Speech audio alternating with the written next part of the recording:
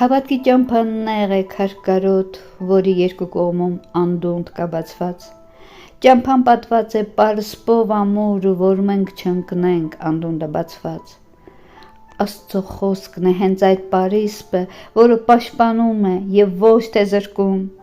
Հոգատար հորպես ով իր զավակի առջև ճշմարիտ դռներ է բացում։ Շատերն են թռչում պարսպից այն կողմ ու ընկնում մեղքի անդունդը բացված։